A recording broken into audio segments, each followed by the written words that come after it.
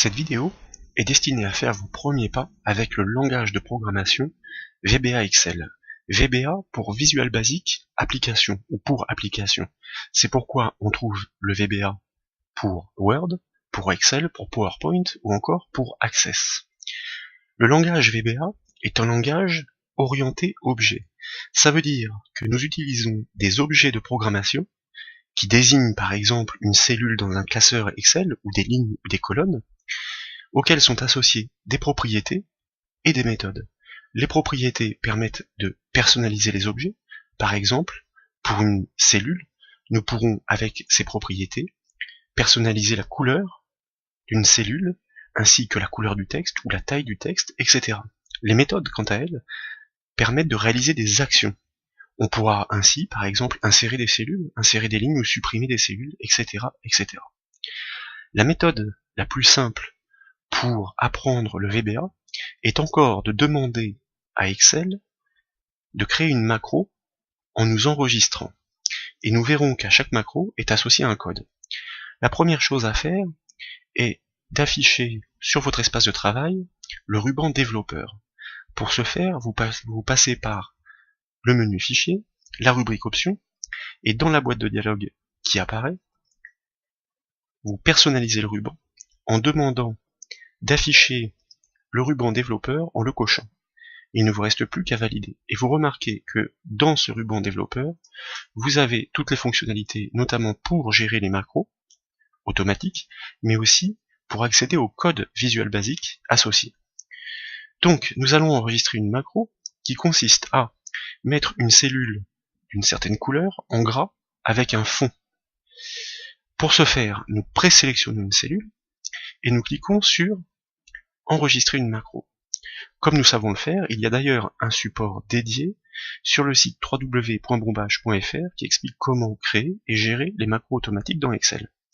Nous nommons cette macro, comme toujours, sans accent, sans espace, test MEF pour test mise en forme.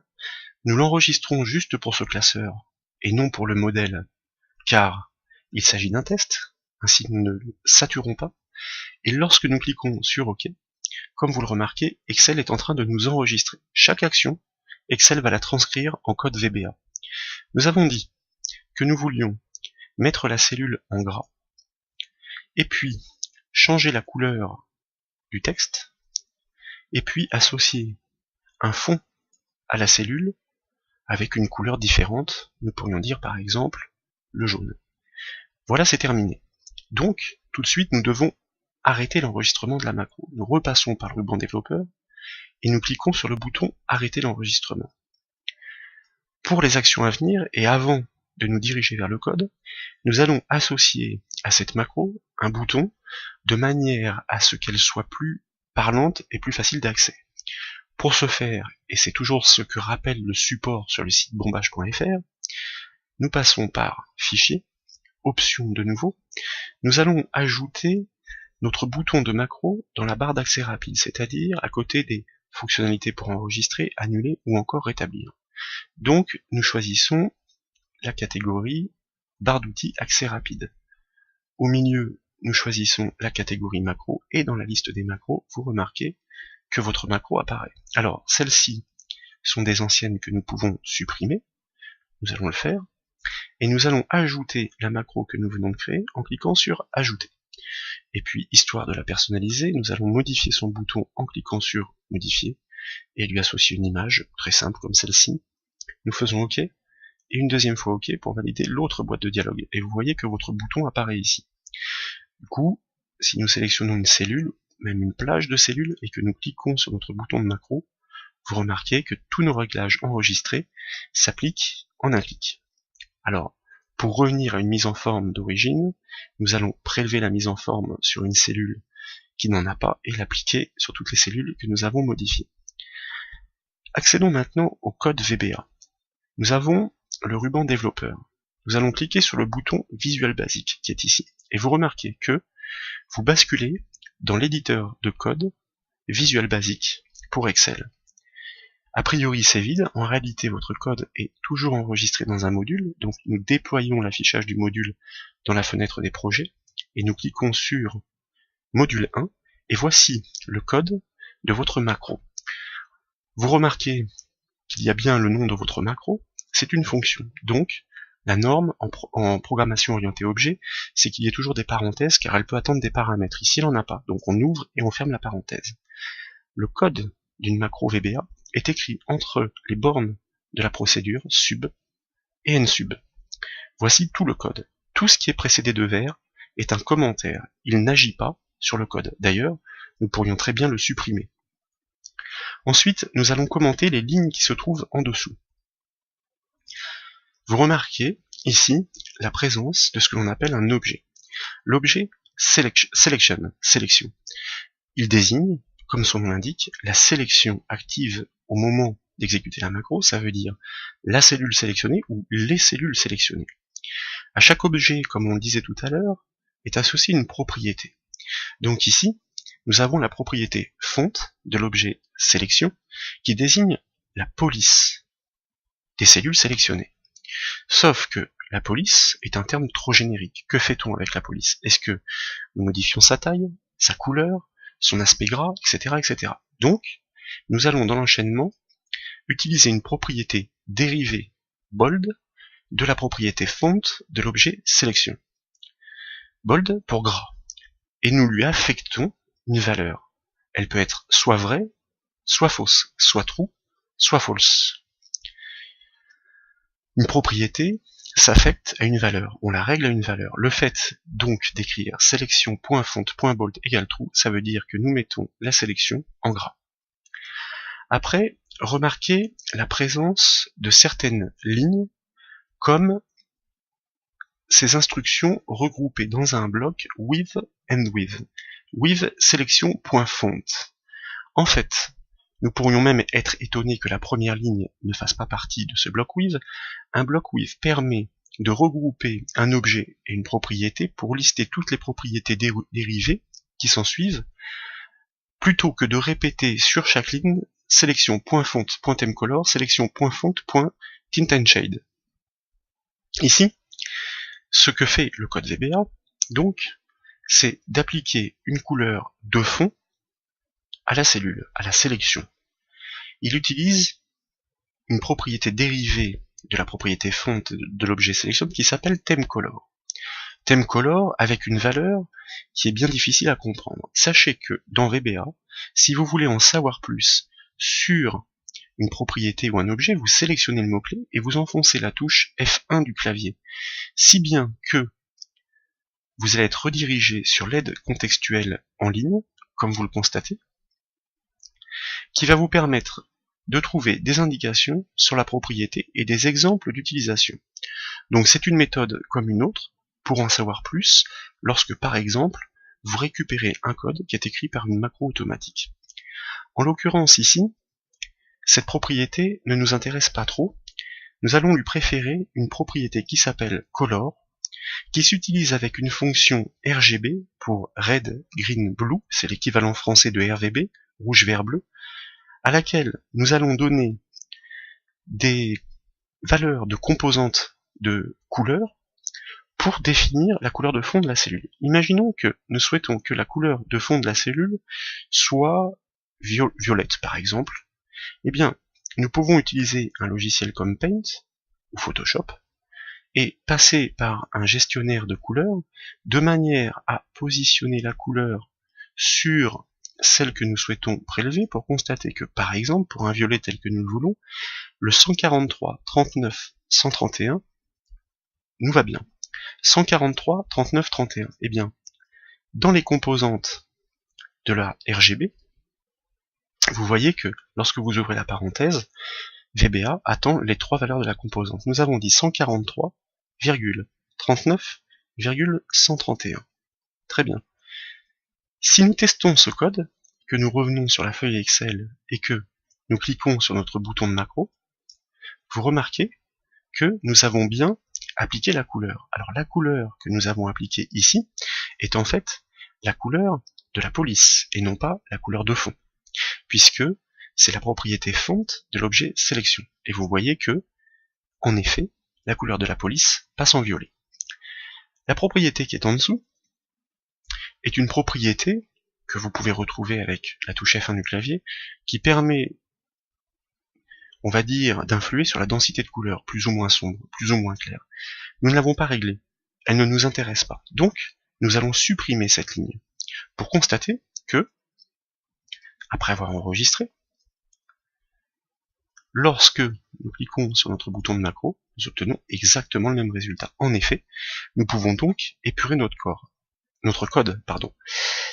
Sachez que pour pouvoir enregistrer les macros associés à un classeur, vous devez l'enregistrer au format XLSM. Sinon, au format classique, toutes vos macros sont perdues pour des raisons de sécurité.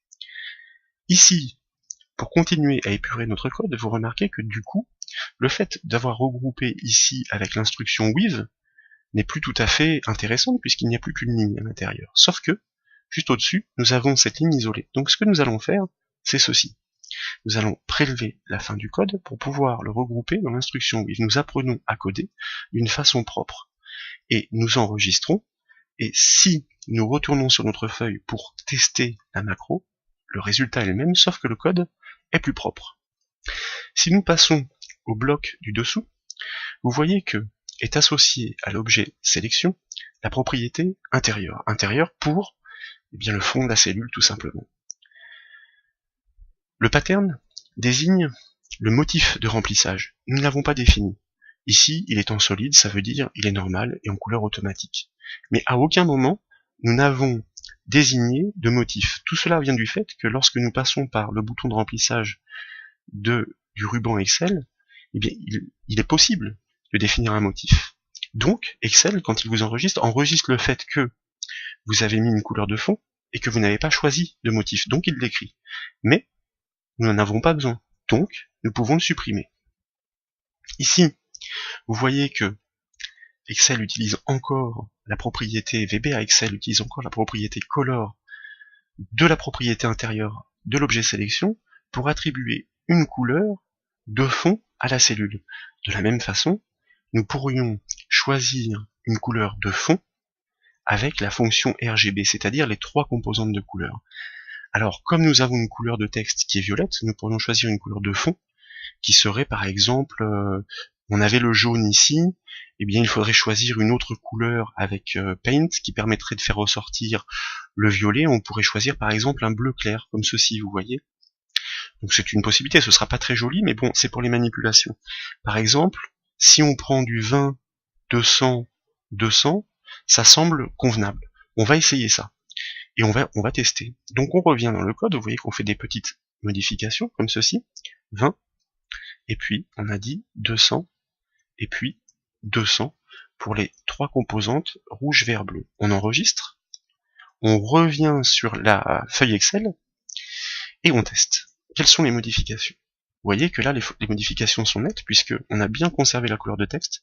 Par contre, on a vraiment changé la couleur de fond, fidèlement à ce que nous avons prélevé depuis l'éditeur de couleurs de Paint. Donc petit à petit, on apprend en même temps les propriétés et les objets de VBA, et on modifie quelques valeurs pour voir en temps réel, grâce à notre bouton, les incidences directes sur les sélections, les cellules, etc.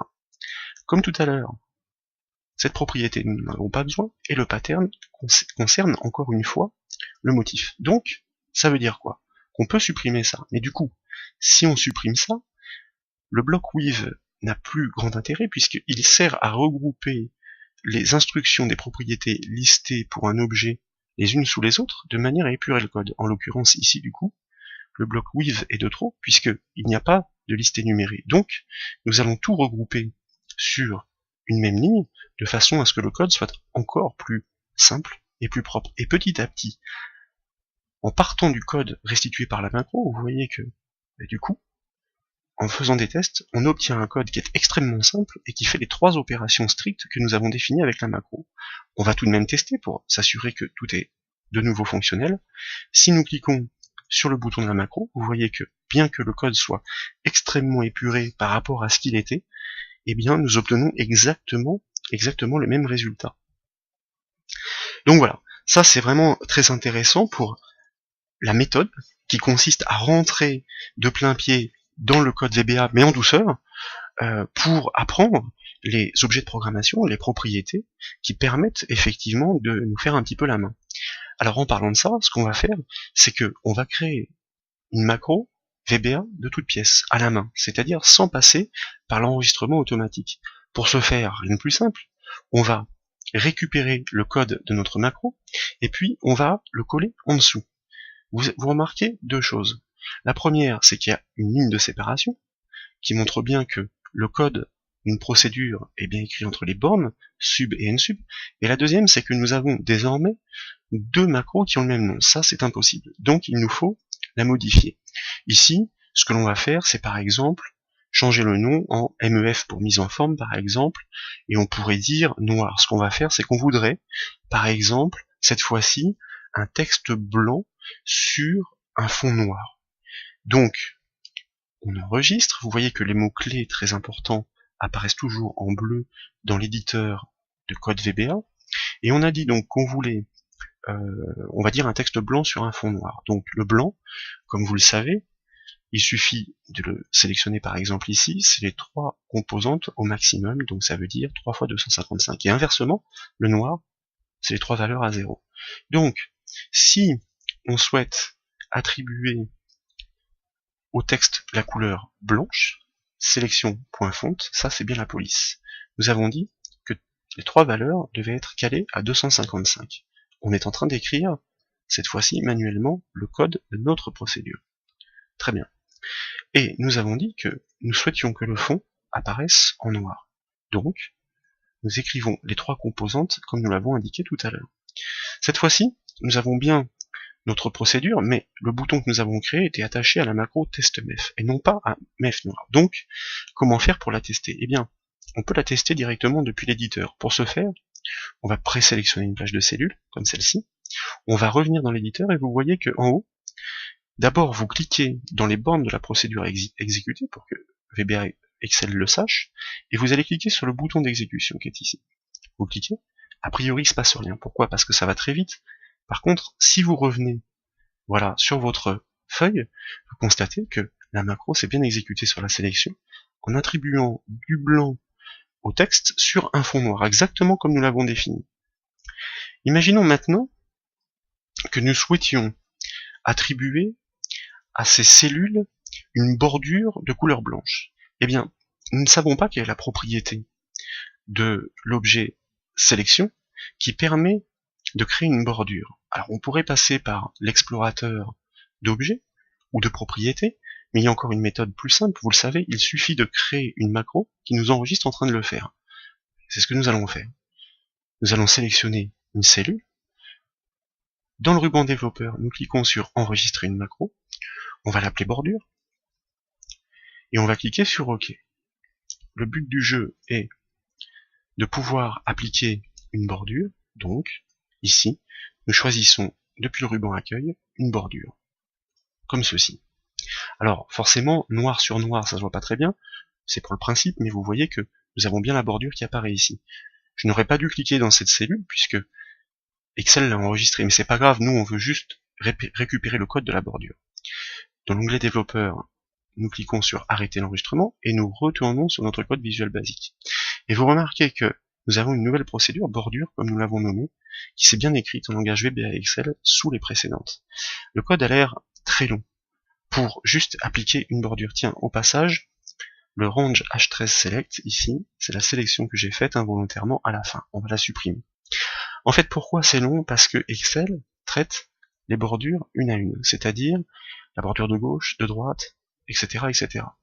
La propriété est donc la propriété borders, à laquelle on va définir quel est le trait dont on s'occupe. Ici, le trait gauche, le trait du dessus, celui du dessous, celui de droite. Alors, on va s'inspirer de ça, et puis, on va le prélever, comme ceci, en le copiant, et on va l'intégrer dans notre code, en le collant. Donc c'est très intéressant, vous voyez, pour apprendre, encore une fois, c'est très très pratique. Le principe ici est de dire que nous souhaitons traiter toute la bordure en une fois. C'est possible avec l'objet, la propriété borders, pardon. Il suffit tout simplement de ne rien indiquer entre les parenthèses, et VBA Excel comprendra que nous traitons les 4 coins de la bordure. Ici, nous avons encore cette propriété qui ne nous intéresse pas, pour le contraste de la couleur. Par contre, propriété dérivée de la propriété borders de l'objet sélection, line style. Ici, vous avez vu la valeur, elle signifie tout simplement que nous avons opté pour un trait continu, parce que nous aurions pu choisir un trait pointillé, tiré, etc. Pensez à la touche F1 du clavier sur la propriété line style pour savoir comment elle s'utilise et quelles sont les valeurs. Color index par défaut, 0. Et puis, une propriété très intéressante, weight, sur la valeur XL medium. Ça veut dire l'épaisseur du trait de bordure assez épaisse, pour traduire littéralement.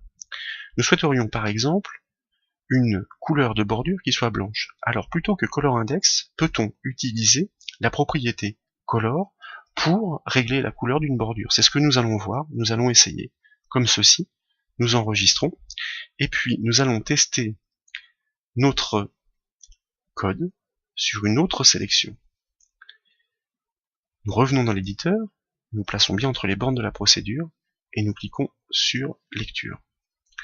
Et vous remarquez en effet que nous avons bien notre résultat sur fond noir avec texte blanc et une bordure blanche de séparation. Si tout le reste ici était d'une certaine couleur, nous verrions encore mieux nos bordures blanches, comme vous le constatez ici. Alors sauf que, en effet, du coup, ici, on va le refaire, nous avons remplacé la couleur de fond de notre sélection. Voilà, ici c'est beaucoup plus net. Nous avons appris, encore une fois, quelque chose de nouveau, grâce au macro automatique d'Excel. Nous ne savions pas créer de bordure.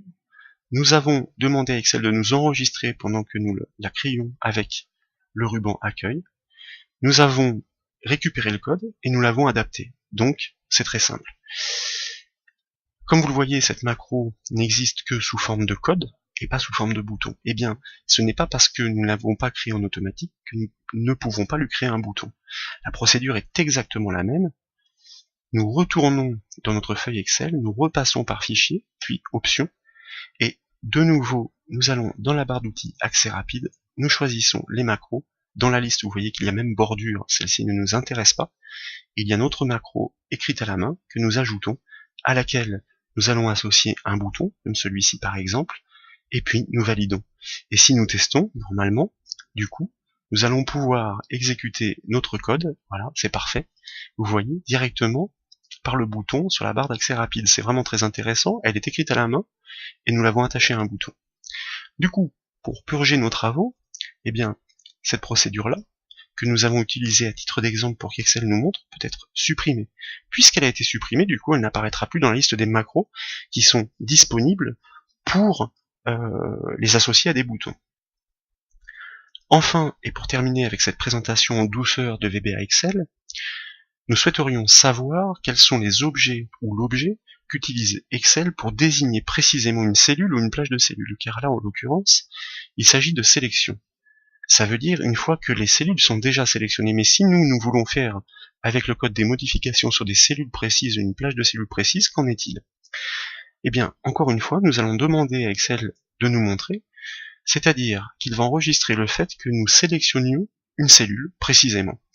Donc, nous cliquons sur le ruban développeur, nous cliquons sur enregistrer une macro, nous choisissons un nom lambda pour cette macro dans ce classeur, nous cliquons sur OK, et le but du jeu est de cliquer sur une cellule particulière.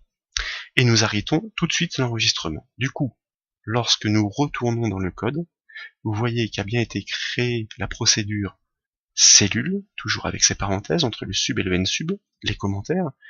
Ici, il mériterait d'être personnalisé parce que pas très intéressant à ce stade.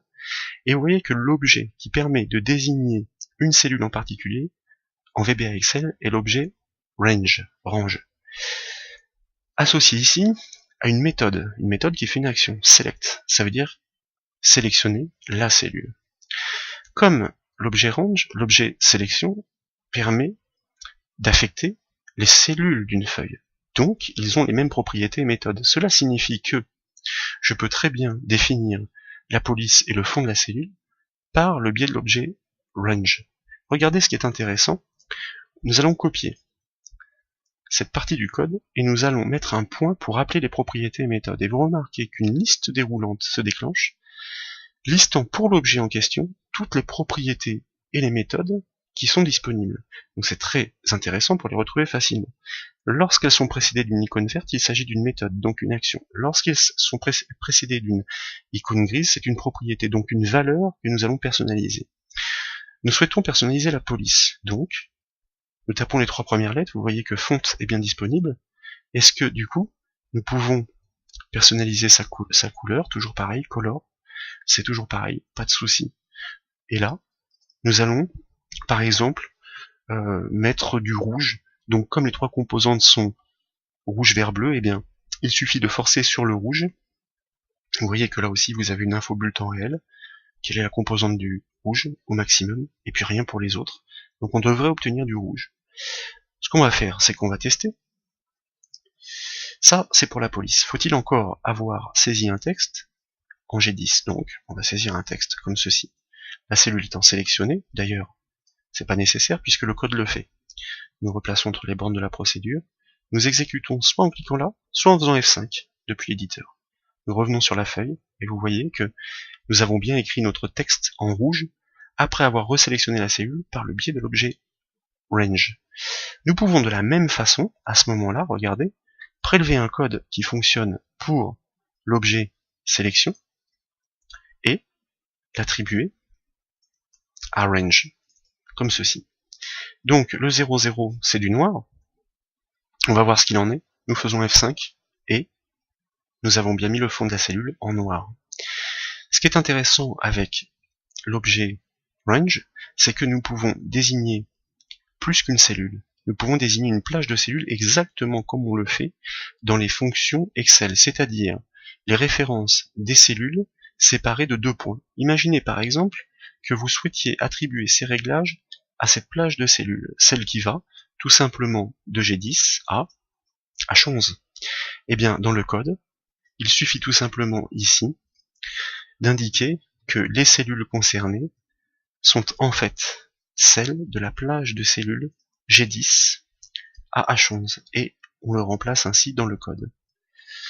Illustration, nous faisons F5 et lorsque nous retournons dans la feuille, nous avons bien affecté, personnalisé les propriétés des cellules de la plage de cellules désignées par l'objet range. On commence à progresser et y voir un peu plus clair quant au pilotage des objets avec VBA Excel. Sachez qu'il existe aussi un objet tout à fait particulier pour désigner une cellule en fonction de son indice de ligne et de colonne. Il s'agit de l'objet cells, cells pour cellule, qui, lorsque l'on ouvre la parenthèse, va demander non pas la lettre de la colonne et le numéro de ligne, mais le numéro de la ligne et le numéro de colonne. Imaginons par exemple que nous souhaitions modifier les propriétés de la cellule C10. Donc la ligne 10 et la colonne C, donc la colonne 3. Comme l'objet cells désigne des cellules tout comme range et sélection, il a les mêmes propriétés que les 2 autres. Ce qui signifie que on peut très bien lui associer le message d'erreur est tout à fait normal, car VBA Excel voit que le code n'est pas terminé, alors que nous allons ailleurs. C'est normal, nous faisons OK. Nous allons donc prélever ce que nous avions fait pour l'objet range, le coller comme ceci, et puis tant qu'à faire, on va dupliquer cette ligne, et nous allons modifier aussi de la même façon l'intérieur de la cellule en copiant et collant le code. Alors, nous avions dit que la cellule C10, c'est celle-ci. On est d'accord, pour l'instant, elle n'est pas affectée. Si nous l'exécutons, qu'en est-il? Vous voyez que le résultat est le même, mais avec l'objet cells, qui est donc un objet VBA Excel permettant de piloter une cellule en particulier, comme range, mais de 2 façons différentes. Ici, il faut savoir que pour personnaliser des cellules, il n'est pas nécessaire de la sélectionner préalablement. Donc, nous pouvons supprimer cette ligne. Et si nous voulons faire propre, le plus correct serait de regrouper ces instructions dans un bloc with, pour ne pas répéter à chaque fois les objets de programmation. Par exemple, ici, donc là on va avoir le message d'erreur, c'est normal, on va regrouper sous l'instruction with range, comme ceci, les propriétés que nous listons. Il n'est pas nécessaire, en effet, donc, tant qu'à faire, de répéter des choses qui peuvent être optimisées comme c'est le cas ici. Ne pas oublier de fermer les bornes de la procédure. Remarquez que si vous ne respectez pas la casse, eh bien VBA Excel vous la corrige en temps réel. Et à ce compte-là, nous allons faire la même chose pour les deux lignes du dessous. C'est plus structuré, on y voit plus clair, et vous voyez que du coup, on a un code qui, en plus qu'il est clair, est tout à fait compréhensible et lisible. Donc on supprime ça.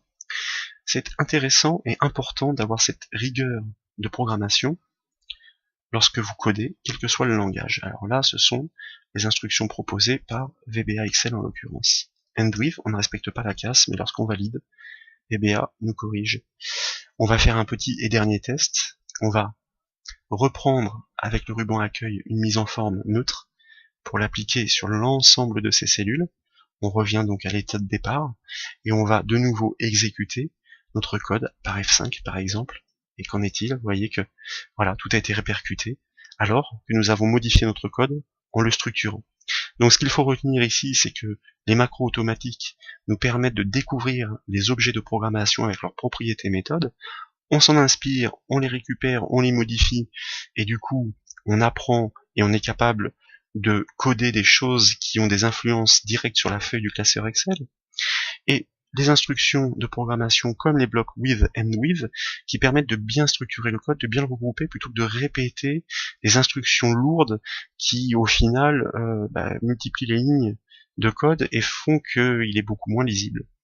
Voilà, vous pouvez retrouver encore avec plus d'informations le support papier sur le site www.bombage.fr pour débuter avec VBA Excel et la programmation.